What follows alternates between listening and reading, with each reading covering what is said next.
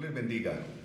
Qué privilegio tan grande nos regala el Señor esta noche una vez más, de poder estar en la escuela de Jesús, de podernos comunicar con ustedes, de podernos reunir todos a los pies de Jesús para estudiar su maravillosa palabra esta noche. Todos ustedes sean muy bienvenidos a este espacio maravilloso donde ustedes y nosotros nos gozamos en la esperanza de Dios, en su presencia y disfrutamos de su maravillosa palabra.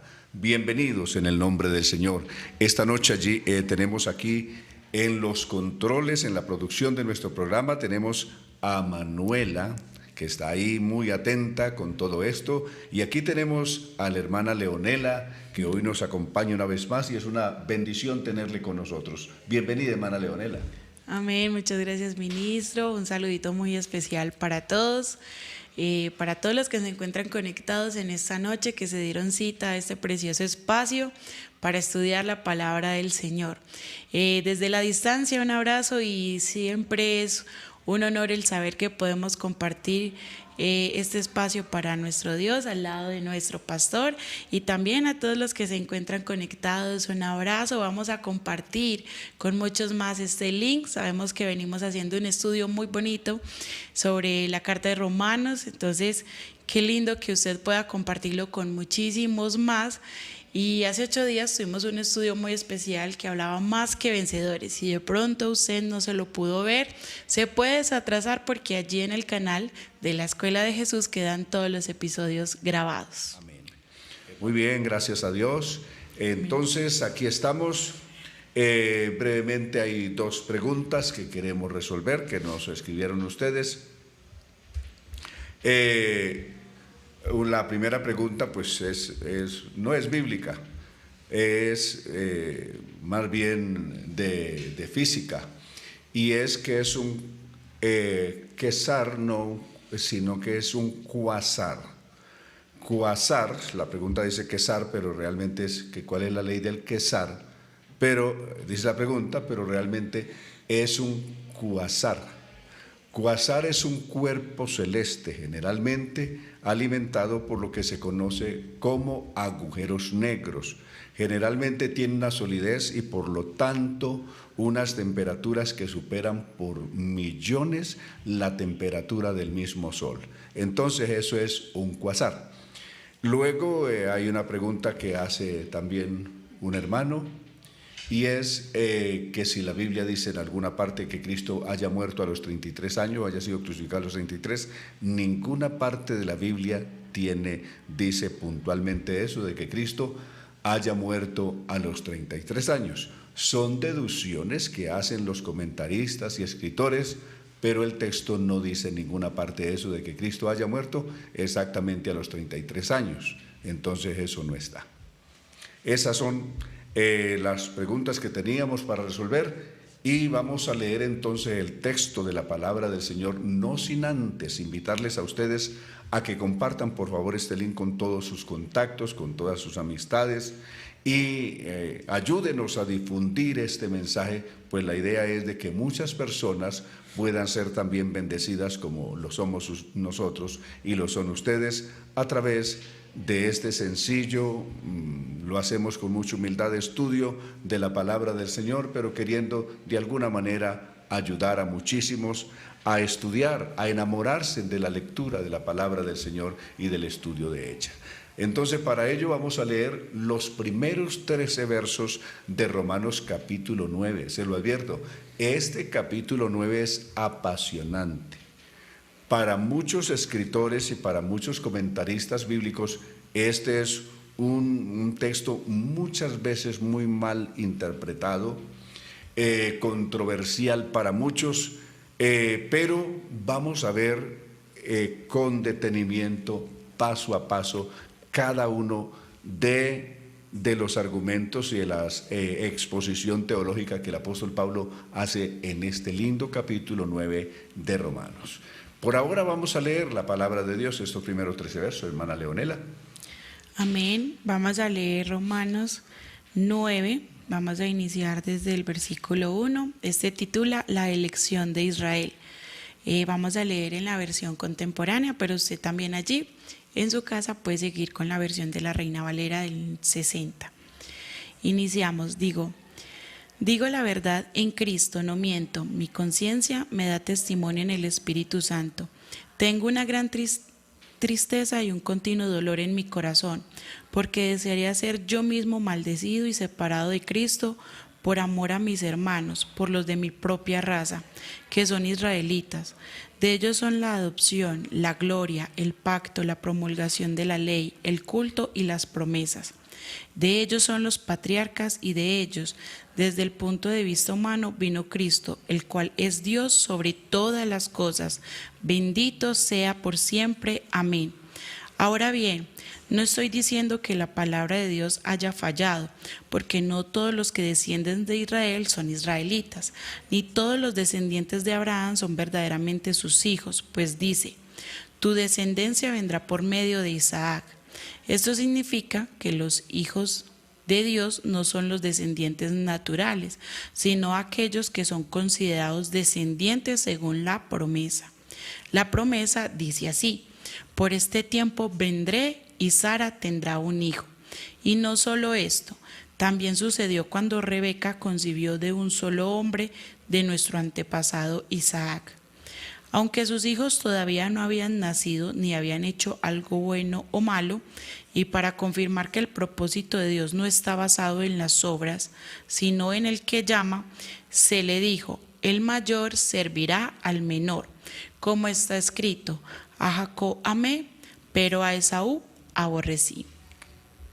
Muy bien, gracias a Dios. Tenemos leída pues la palabra del Señor esta noche. Amén. Para un estudio maravilloso, ruego que usted con atención se detenga de sus quehaceres y haga una pausa provechosísima en este momento y estudie con nosotros la palabra del Señor. En primer lugar, el apóstol Pablo está diciendo aquí una tremenda verdad, o una verdad que él está diciendo que pareciera entrar en contradicción con lo último que él dijo en el capítulo anterior. Por ejemplo, él dice, digo la verdad en Cristo, no miento, mi conciencia me da testimonio en el Espíritu Santo, tengo una gran tristeza y continuo dolor en mi corazón. Es decir, el apóstol Pablo, como parte del pueblo de Israel, como un miembro de este pueblo, del pueblo de Israel, físicamente hablando, él dice, si yo tuviera la opción de separarme o de perderme o ser contado por maldición, y que mi pueblo, o sea, toda la nación de Israel, llegase a la salvación, llegase al conocimiento de Cristo, del Mesías, y ser salvos todos, Pablo dice, yo me daría por ellos. Algo así como lo que hizo Moisés, o lo mismo que Moisés le dijo a Dios en el capítulo 32 del libro de Éxodo, a partir del verso 31, cuando Dios había decidido, a consecuencia del pecado de idolatría que el pueblo había hecho, que en ausencia de Moisés habían adorado un becerro, y cuando ya Dios habla con Moisés, dice, ¿sabe qué? Voy a raer de la tierra, voy a borrar de la tierra todo este pueblo. Y a ti, a Moisés, le dice Dios, te pondré por un pueblo más grande y mejor. Pero Moisés se pone delante de Dios y le dice, Señor, si destruyes a este pueblo, ¿qué van a decir las naciones? Que los sacaste de Egipto para destruirlos a todos. Es decir, el mejor mensaje que daría las naciones, el mensaje que daría las naciones no sería el mejor mensaje, sino un mensaje de destrucción, de ira, en fin. Entonces, Moisés le dice, ¿sabe qué? Si este pueblo ha de ser destruido, si lo vas a rechazar, entonces te ruego que a mí también me borres de tu libro. Es decir, yo prefiero ser destruido también con todos ellos y no que me pongas sobre un pueblo mejor. Entonces el Señor le dice, bueno, al que peque contra mí, a ese borraré del libro. Pero fue tal la perseverancia y la intercesión de Moisés por el pueblo que Dios decidió entonces, o Dios desiste de la idea de destruirlos porque hay un hombre que se puso en la brecha a interceder por su pueblo. Ese fue Moisés. Algo distinto pasaría otro día, más tarde ya en los tiempos de Jeremías y de Ezequiel. Dios buscó a un hombre que se pusiera en la brecha y que intercediera a favor del pueblo, y desafortunadamente ya no lo hubo, no lo encontró en la tierra. Pero Moisés hizo eso. Ahora Pablo está diciendo algo parecido a lo que Moisés dijo esa vez. Es decir, si el perderme yo garantizara de que mi pueblo fuera salvo, yo aceptaría ser separado de Cristo. ¿En qué dije yo que entraría en contradicción con lo anterior? El verso 3 aquí dice, porque desearía yo mismo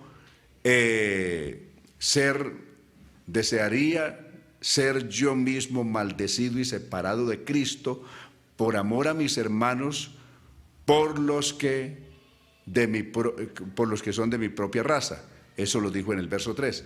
Recordemos que en el verso 38 de Romanos capítulo 8, él dijo, ¿quién nos separará del amor de Cristo? Y aseguró que nada. Y ahora Pablo está diciendo que ese desafío tendría una excepción, es decir, un hecho excepcional si eso sirviera, aunque Pablo está seguro que eso no sirve. Pero si eso sirviera, rompería lo que dijo en el verso 38 y aceptaría ser separado de Cristo, pero si eso contribuyera a la salvación de todo su pueblo como nación en su día. Ahora, Pablo aquí nos va a decir quiénes son los israelitas y qué privilegios tienen ellos que el resto de las naciones no tienen. Es decir, esta es una gran exposición sobre todos los grandes privilegios que Dios le dio a este pueblo. Observen, 8 privilegios. Pablo expone aquí 8 privilegios que el resto de naciones no tienen. Que Dios nunca hizo trato con ninguna nación. Hasta el día de hoy, Dios no ha hecho ningún trato con ninguna otra nación de la tierra. Ha hecho un trato con individuos que hemos creído en Él, pero no con naciones. Hasta aquí, la única nación con la que Dios tuvo un trato y le dio y les concedió estos 8 privilegios fue a la nación de Israel. Observemos el primero. 1, que son israelitas y de ellos son la adopción, que son israelitas. Recuerden que este término va a aparecer por ser descendientes de Jacob. Jacob fue el primer hombre a quien Dios le dijo, te llamarás Israel. A partir de ahora, Génesis capítulo 32, no te vas a llamar Jacob, sino que te vas a llamar Israel, que quiere decir príncipe de Dios, porque habéis luchado con Dios y con los hombres y has vencido. Entonces Dios le dio ese título de Israel, que quiere decir príncipe de Dios. Y de ese Jacob que Dios llamó príncipe, de ellos, de esa descendencia, son los israelitas. Al ser israelitas, ¿qué privilegios tienen? Privilegio número 1, la adopción. Note, la adopción. La única nación, el único pueblo que Dios adoptó un día como hijos, es decir, que a la nación propia la llamó como si fuera un individuo, mi hijo, es a Israel. El capítulo 4 del libro de Éxodo va a decir Dios lo siguiente. Observemos con el texto. Leamos el texto, pues no tenemos afán. En el libro de Éxodo, en el capítulo 4, vamos a leer del verso 21 en adelante, 4:21, y nos detenemos y leemos lo que Dios le dijo a Moisés cuando lo envió a Egipto. El Señor le había dicho a Moisés, cuando vuelvas a Egipto, asegúrate de hacer delante del faraón todas las maravillas que he puesto en tu mano. Yo endureceré su corazón, de modo que no dejará ir a mi pueblo. Verso 22. Pero tú le dirás al faraón, así ha dicho el Señor, Israel es mi hijo, es mi primogénito. Ya te he dicho que dejes ir a mi hijo para que me sirva, pero tú no has querido dejarlo ir, por eso ahora voy a matar a tu primogénito. Y en efecto, en Éxodo capítulo 12 pasó eso. Dios mató no solamente el primogénito de Faraón, sino el primogénito de todos los egipcios. Entonces aquí Dios llama a Israel su primogénito. Ahora nos vamos al libro de Oseas y vamos a encontrar el capítulo 11 y el numeral 1, que nos va a decir: yo amé a Israel desde que era niño, de Egipto llamé a mi hijo. Entonces aquí otra vez se refiere a la nación de Israel llamándolo su hijo, como si fuera un individuo, lo llama su hijo. Claro que el Evangelio según San Mateo, en el capítulo 2, cuando refiere la historia de Jesús, de José, María y Jesús, que a consecuencia de la ley que promulgó Herodes de que todos los niños de 2 años abajo fueran muertos, entonces José, María, por instrucciones de un ángel, se fueron a Egipto y allí estarían hasta que murió rey Herodes y reinó en su lugar su hijo Arquelao. Cuando ya reinó Arquelao, un ángel volvió y les apareció en Egipto y les dijo que regresaran de nuevo, no propiamente a Belén, regresaran a otra parte de Israel. Y también dice allí el escritor: en esto se cumplió lo que está escrito, la profecía que dice: de Egipto llamé a mi hijo, citando a Oseas capítulo 11, verso 1.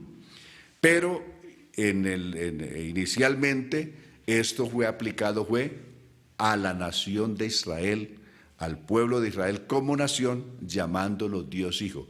Dios a ninguna otra nación de la tierra le ha dado ese privilegio de llamarla así. Ahora nos volvemos entonces al capítulo 9 del libro de Éxodo y seguimos estudiando. Vamos a seguir detallando el capítulo 9 de Romanos capítulo 9. Entonces, primer privilegio, la adopción. El primer privilegio de ellos que tenemos ahí, es la adopción como hijos, o sea, hijos por adopción en este pasaje. Luego de la adopción, ¿qué va a venir? De ellos es la gloria. Recordemos con Éxodo capítulo 40, verso 25, cuando se inauguró el tabernáculo de reunión, ¿qué hizo Dios? Lo primero que Dios hizo es que en la inauguración de ese tabernáculo, la gloria de Dios descendió sobre ese tabernáculo y cubrió todo eso, y todo el pueblo vio la gloria de Dios en ese lugar. No solamente la vieron ahí, la verían otras veces más. Vieron la gloria de Dios en la columna de fuego que los alumbraba en la noche, la columna de nube que les daba abrigo, les evitaba el ser azotados por el sol en el día. Y cuando Salomón inauguró el templo, también en Jerusalén, capítulo 5 de Segunda de Crónicas, verso 13, la gloria del Señor llenó ese templo de tal manera que los sacerdotes no podían presentar su trabajo, porque la gloria de Dios había inundado ese lugar. Entonces, lo mismo pasó en el Sinaí, cuando ellos vieron la gloria de Dios, ese monte ardiendo en llamas, la tierra temblando. Es decir, ellos vieron lo que se conoce como la Chequiná, es decir, la parte visible de la gloria de Dios. Ellos la vieron con sus propios ojos, que ninguna otra nación ha visto eso. Es decir, Dios no ha hecho eso con ninguna otra nación de la tierra. Entonces, de ellos también es la gloria. ¿Qué sigue después? De ellos es el pacto. Éxodo capítulo 19, versos 4 en adelante: los sacó de Egipto como sobre alas de águila, los trajo para que fueran un pueblo santo, un reino de sacerdotes que le servirían a Dios todo el tiempo, que obedecieran fielmente su palabra.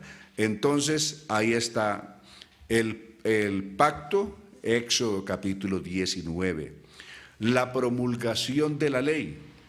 la promulgación de la ley que se da en el capítulo 31, en el capítulo 20 del libro de Éxodo, en el capítulo 5 del libro de Deuteronomio en adelante, y también en Éxodo capítulo 31.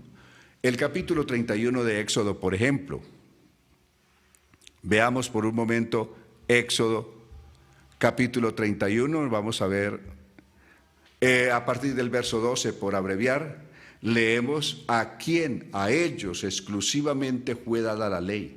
La ley de Dios no fue dada a las naciones del mundo, como algunos han querido aplicarla. La ley, la promulgación de la ley se le dio a Israel. Es un asunto exclusivo de Dios con Israel y no con las naciones del mundo. Éxodo capítulo 31, 12. Además el Señor habló con Moisés y le dijo: tú hablarás con los hijos de Israel y les dirás, note lo que dice la precisión, tú hablarás con los hijos de Israel, no con las naciones del mundo, sino con los hijos de Israel, y les dirás, ustedes deberán respetar mis días de reposo, porque es una señal entre ustedes y yo por todas las generaciones, es decir, entre Israel y Dios por todas sus generaciones, para que sepan que yo soy el Señor que los santifico. Así que respetarán el día de reposo, porque es para ustedes un día santo. El que lo profane será condenado a muerte. Si cualquiera que haga algún trabajo en ese día será expulsado de su pueblo, es decir, del pueblo de Israel. Verso 16. Así que los hijos de Israel, note quiénes, no las naciones del mundo, sino los hijos de Israel respetarán el día de reposo y lo celebrarán por todas las generaciones como pacto perpetuo. Porque señal, verso 17, es para mí, es para siempre entre los hijos de Israel y yo, está diciendo Dios, que yo el Señor hice en 6 días los cielos y la tierra, y el séptimo día reposé.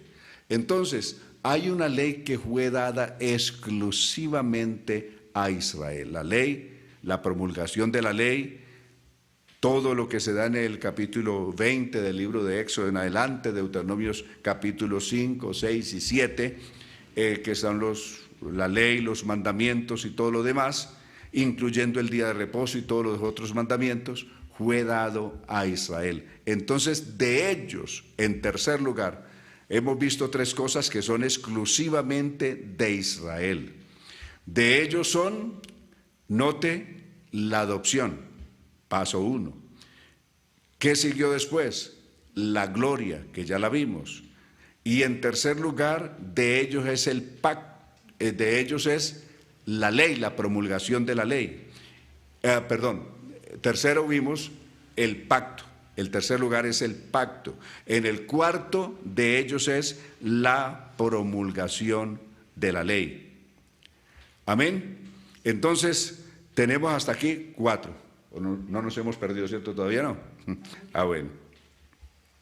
Entonces, en quinto lugar, de ellos es el culto.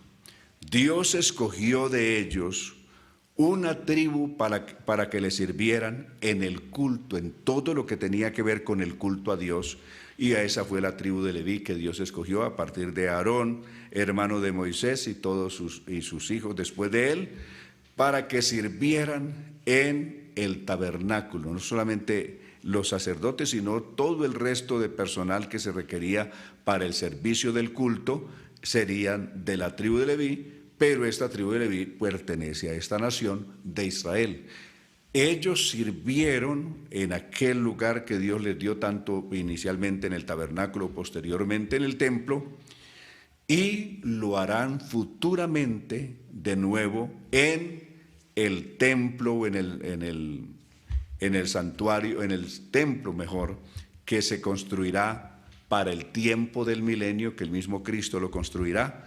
En el tiempo del milenio, los 1000 años de paso de la tierra, ellos volverán, la tribu de Leví, a ejercer este ministerio, según Isaías capítulo 65, del verso 21 en adelante. Bien, ¿qué más es de ellos? son las promesas. No existe otro pueblo a quien Dios le haya hecho promesas. Como nación, Dios le hizo a Israel promesas como nación. Por ejemplo, nos trasladamos allá al capítulo 12 del libro de Génesis, cuando Dios hace unas promesas a Abraham diciéndole, de cierto, uno, que de cierto lo bendeciría. Dos, que en su descendencia serían benditas todas las familias de la tierra, ¿correcto? Y que su descendencia sería tan numerosa como la arena del mar, es decir, usando este término, entonces, o como las estrellas del cielo. Entonces, aparte de esto, muchas promesas más que Dios dejó para ellos. Entonces, de ellos son las promesas. Y ahí, ¿cuánto tenemos? Entonces, vamos en la adopción, la gloria 2, el pacto 3, la promulgación de la ley 4, el culto 5 y las promesas 6. Vamos para la 7, verso 5. De ellos son los patriarcas. Note, los patriarcas Abraham, Isaac, Jacob, son de ellos, no son de otra nación, son de ellos.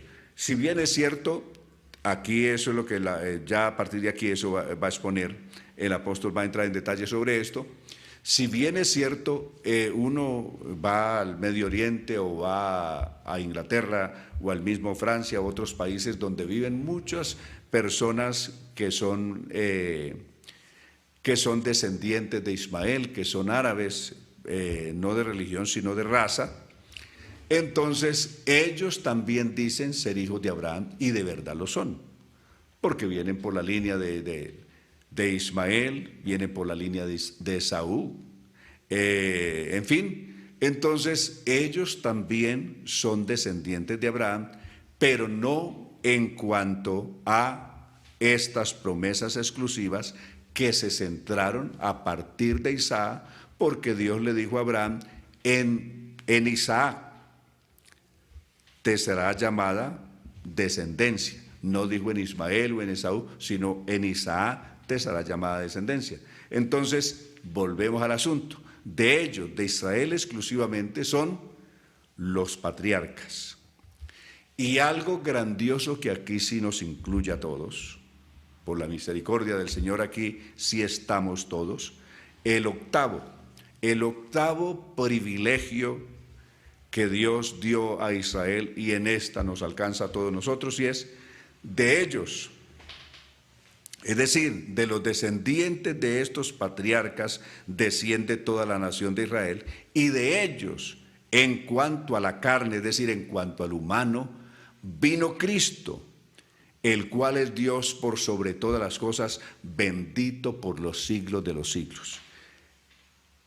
Esto ya solo eso es grandioso, es decir, el mero hecho es esto, grandioso, y es una de las grandes declaraciones sobre la unicidad y sobre la divinidad de Jesucristo, imposible de callar. Para aquellos que dicen que en ninguna parte de la Biblia dice que Jesucristo sea Dios, por favor, abran los ojos y lean esto. Usted que se ha creído ese cuento, que le han dicho ese cuento, por favor, lea este verso de Romanos capítulo 9 y el numeral 5. Y les voy a contar una infidencia.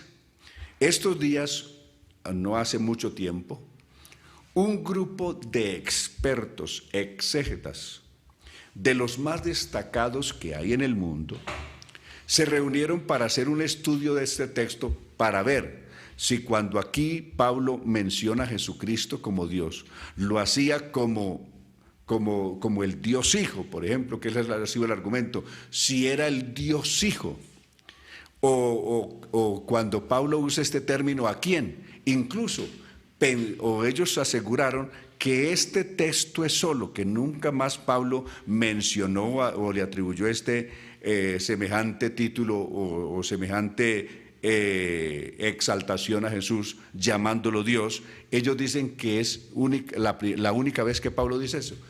Esos expertos se equivocaron, y le voy a decir que no es cierto que sea la única vez que Pablo dice esto.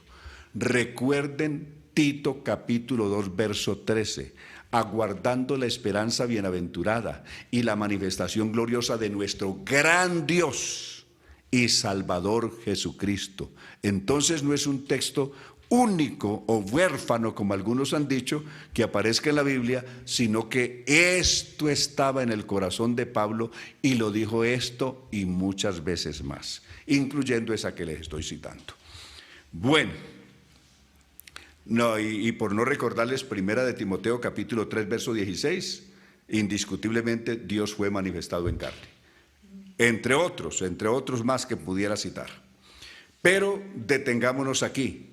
Entonces, en este punto dice, de los cuales vino Cristo y hace la diferencia. Una cosa es Cristo en su carne y otra cosa es Cristo en su divinidad. Cristo en su carne es hermano de los israelitas, vino de ellos, vino de este pueblo, nació de este pueblo. En cuanto a su carne, estos son sus hermanos y este es su pueblo. Es decir, ese es el pueblo al que él pertenece humanamente o del que nació humanamente. Ese es el pueblo de Israel, en cuanto a la carne. Pero ya en su divinidad, Cristo es Dios por sobre todas las cosas, quiere decir, en su humanidad es descendiente de los patriarcas y pertenece a este pueblo, pero en su divinidad es el Dios de los patriarcas, es el Dios de este pueblo. En su humanidad es descendiente de Abraham, de Isaac, de Jacob, de David, en su humanidad, pero en su divinidad es el Dios de Abraham, es el Dios de Isaac, es el Dios de Jacob, es el Dios de David, como también lo va a decir el Salmo 110 y otra cantidad de pasajes que pudiéramos leer en este momento. Ahora, entonces, llegaron estos expertos a una conclusión de que cuando este texto fue escrito, no se refirió a Jesús como el Dios Hijo, sino como el Dios Padre. Ese es el gran descubrimiento que hacen recientemente los expertos, que aquí Jesús es Dios, perdón.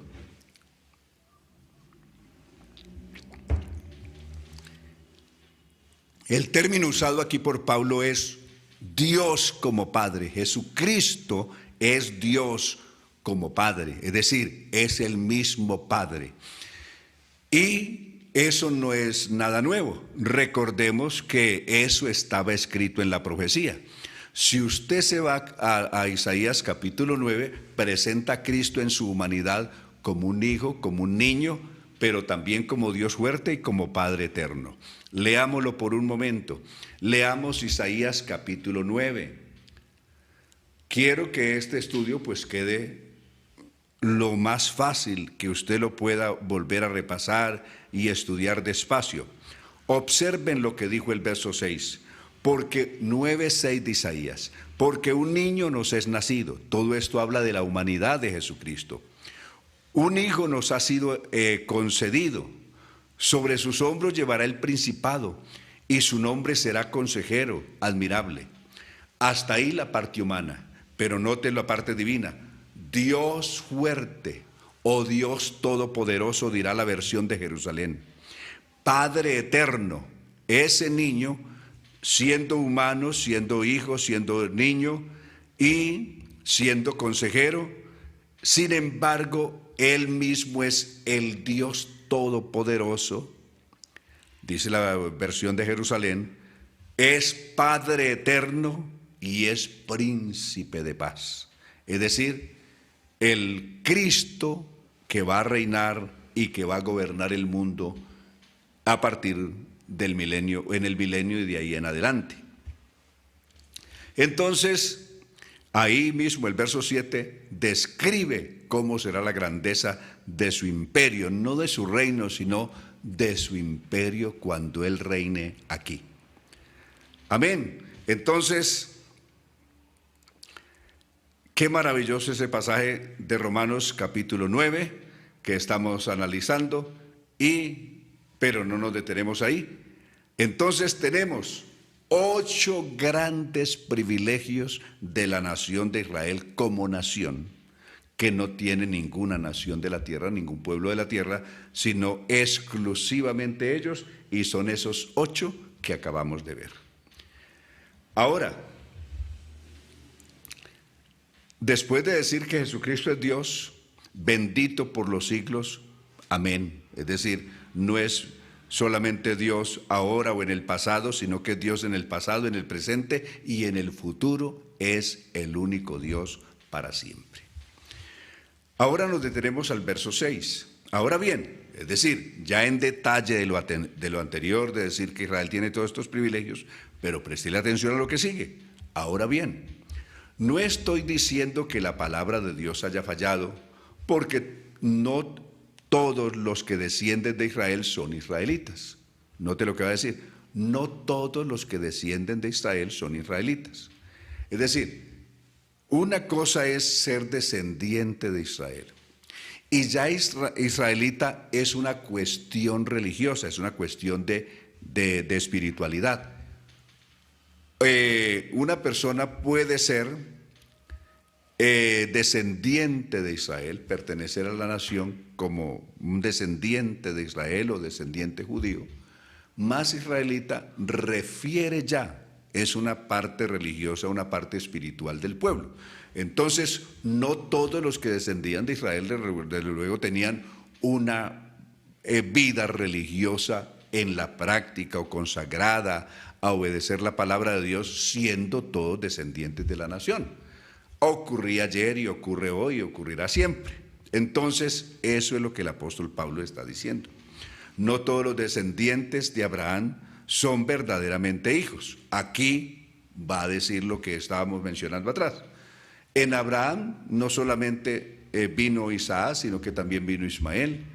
Y en Isaac no solamente vino Jacob, sino que también vino Esaú. Entonces, no todos los descendientes de Abraham en cuanto a la carne, pues son hijos de Abraham, son hijos de Dios, es decir, son contados aquí como hijos. Eso es lo que está diciendo el verso 7, no todos los descendientes de Abraham son verdaderamente sus hijos. Pues dice, tu descendencia vendrá por medio de Isaac, es decir, los que vienen por la línea de Ismael y de Esaú, no se les cuenta como si fueran descendientes espiritualmente hablando de Abraham. Biológicamente son descendientes de Abraham los ismaelitas también, y descendientes de Isaac los que descienden de Esaú, biológicamente, pero espiritualmente, es decir, ya en el compromiso espiritual, religiosamente hablando, estos no son descendientes de Abraham. Esto significa que los hijos de Dios no son los descendientes naturales, es decir, no son los descendientes biológicos los hijos de Dios, sino aquellos que son considerados descendientes según la promesa. Es decir, la promesa se la hizo Dios en Isaac, y eso es lo que va a decir aquí. La promesa descansa en Isaac para Abraham. La promesa dice así: por este tiempo vendré y Sara tendrá un hijo. Eso es el capítulo 18 del libro de Génesis. Y luego, cuando Dios visitó a Abraham allá en la tienda, en el Sirar de Mamre, describe el capítulo 18 del libro de Génesis con 2 ángeles más que posteriormente destruirían a Sodoma. Y no solo esto, también sucedió cuando Rebeca concibió de un solo hombre, de nuestro antepasado Isaac. Eso es Génesis capítulo 25. Capítulo 25 está contando esto cuando Rebeca, esposa de Isaac, concibió y dio a luz los gemelos o los hijos que son Esaú y Jacob. ¿De acuerdo? Entonces, eso es Génesis capítulo 25. Aunque sus hijos todavía no habían nacido, ni habían hecho algo bueno o malo, para confirmar que el propósito de Dios no está basado en las obras, sino en el que llama. Aquí es importante. Algunos llegan a este pasaje y dicen, no, es que Dios desechó a Esaú sin nacer, es decir, sin ninguna causa, porque no había hecho bien ni mal, ni siquiera había nacido. Es cuestión del propósito de Dios.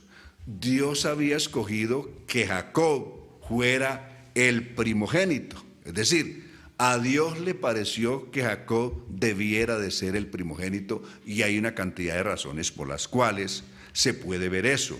Dios conoce anticipadamente las decisiones que una persona puede tomar. Dios no sale a atajar a las personas para que no tomen esta o aquella decisión, los orienta así. Dios no es un policía que se atraviese en el paso de alguien que va a estrellar su auto contra un árbol o que va a hacer un determinado crimen. Dios no se le atraviesa ahí porque no es un policía. Dios lo que hace es que muchas veces habla a la conciencia de las personas y los orienta respecto del camino que deben seguir y de las decisiones correctas que deben tomar, pero no se mete a forzar una decisión de un individuo. Entonces, ¿qué es lo que va a pasar aquí? Dios no es que coge a Esaú para condenarlo, porque no se habla de condenación aquí. No es cuestión de condenación espiritualmente hablando, ni tampoco de maldición económica, que la bendición económica iba a estar sobre Jacob y no sobre Esaú. Simplemente, ¿qué es lo que se establece aquí? Que Dios escogió de estos dos niños que nacieron juntos, que Jacob fuera el primogénito, es decir, el que llevaría la bendición de la primogenitura, por lo cual del que vendría o a través del cual seguiría circulando la simiente que se le prometió a Eva, de la simiente de esa mujer que quebrantaría la cabeza de la serpiente, la simiente que Dios le promete a Abraham en Isaac, la simiente que finalmente es Cristo, vino no por la línea de Ismael ni de Esaú, sino que vino a través de la descendencia de Jacob o de Israel. Esa es la única diferencia. En el propósito Dios dijo, ¿sabe qué? El Cristo no será descendiente de Ismael, es decir, no será un árabe. El Cristo será un israelita.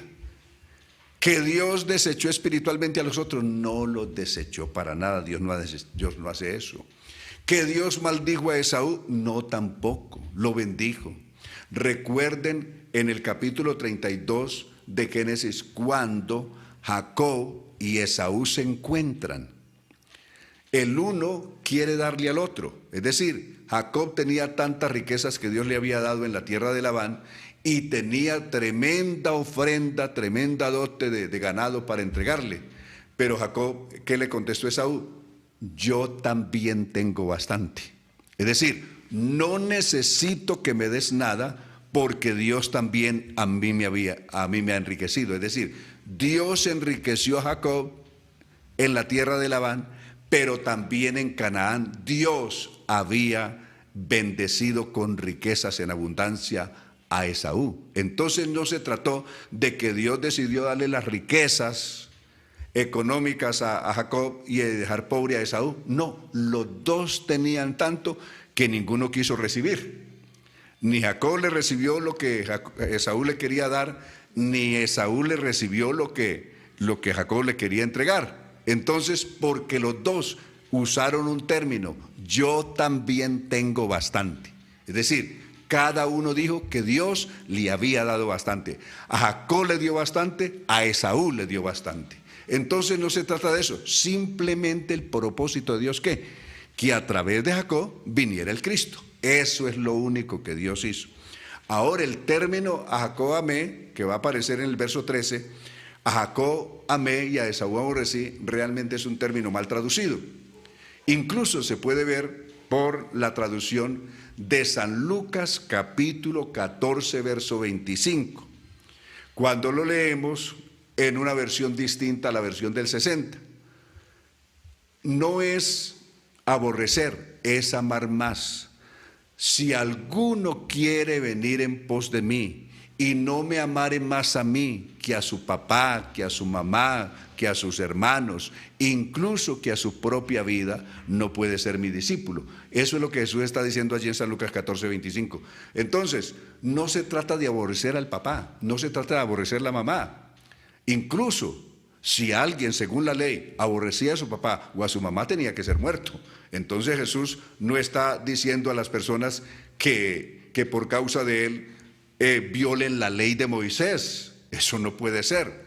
Por eso este texto les digo que está mal traducido. No se puede aborrecer al papá, no se puede aborrecer a la mamá, no se puede aborrecer al hermano. Si alguno aborrece a su hermano es un homicida, lo dijo el mismo Jesús. Entonces, este texto así, que a Jacob amé y a Esaú aborrecí, es una desafortunada mala traducción del texto en sí, porque contradice, entra en contradicción con todo el resto de la Biblia, si así fuera traducido legalmente. Entonces, se trata es de amar más, no aborrecer, sino amar en un grado superior por un propósito, especialmente por un propósito en especial. Entonces, quería ahondar en esto, y ya del verso 14 en adelante vamos a entrar a fondo haciendo una argumentación mucho más grande sobre esto, pero por cuestión de tiempo nos vamos a detener aquí. Hermana Leonela, llegamos a la parte final, sus palabras de despedida, por favor. Bueno, gracias a Dios por todo, gracias a Dios porque nos da una oportunidad de seguir escuchando su palabra para poder seguir creciendo espiritualmente. Un abrazo para todos, de verdad que este es un espacio muy bonito, que desde el lunes estamos deseosos de venir acá a la Escuela de Jesús a darnos cita.